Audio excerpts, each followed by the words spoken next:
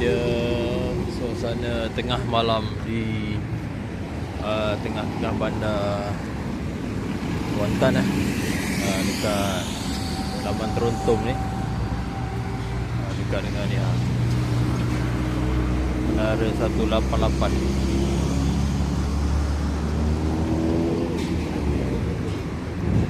Menara 188 kat tengah sana tu Uptown High Street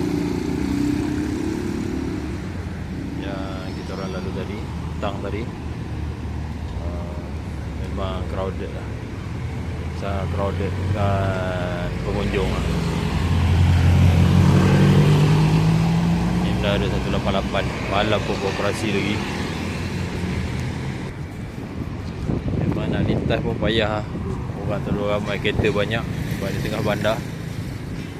Satu-satunya kedai mamak yang ada lah kat ini.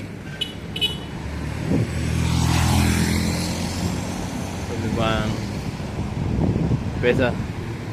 Tengah bandar Kuantan ni hidup lah. Tak ada macam tengah bandar tempat lain lah yang pernah saya pergi.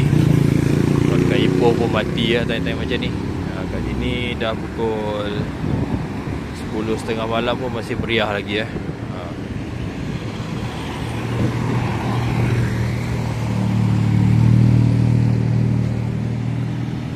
Okay, jumpa lagi next video. Okay, bye.